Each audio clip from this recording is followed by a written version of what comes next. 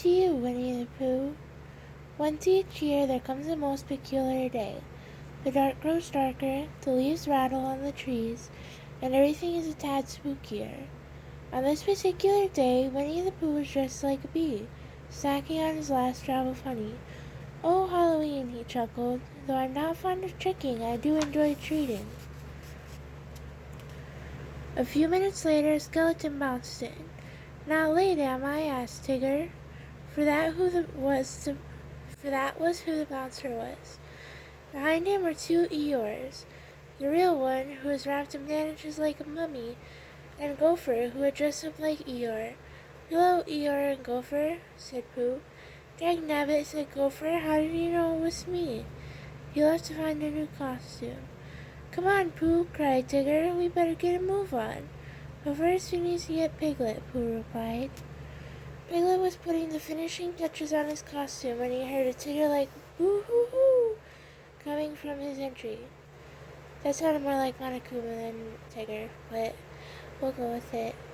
"Why, Piglet," said Pooh as his friend hurried to greet them, "where's your costume?" "We've got to get Halloween in," said Tigger. "Oh, Piglet stammered. He didn't really want to go outside. "While Piglet gets ready," said Pooh, "I'll try on my costume on our friends as a honey tree."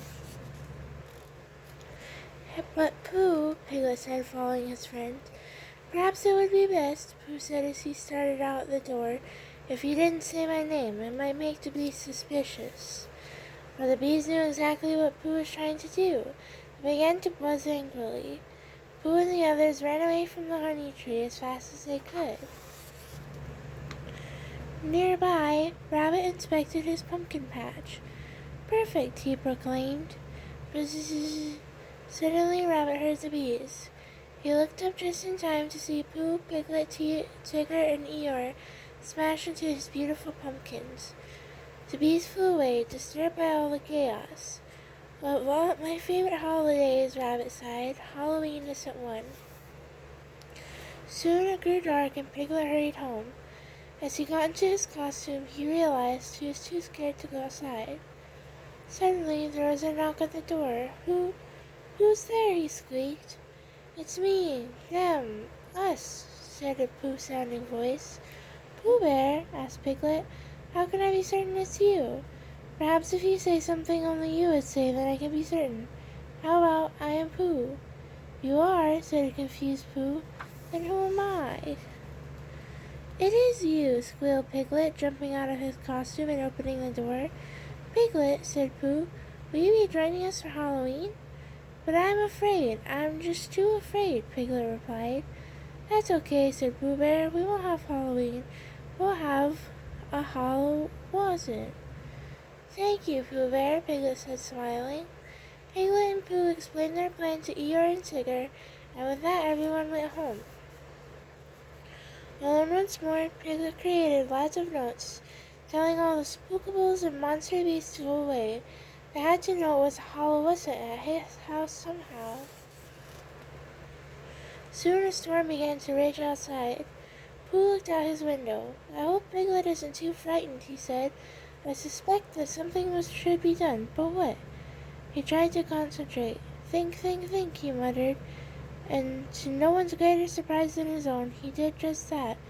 "Just because Piglet can't have Halloween with us," said Pooh, "there is no reason why we can't have a Hallow-wasn't with him." A little while later, Tigger was bouncing around when the two figures opened his door.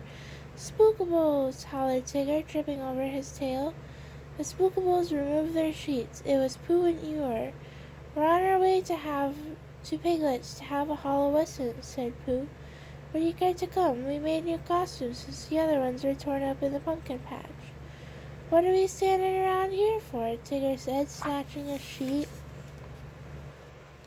They had almost reached Piglet's house when a tree branch snagged in Pooh's bedsheet. Pooh was certain he'd been clutched by the claw of a spookable.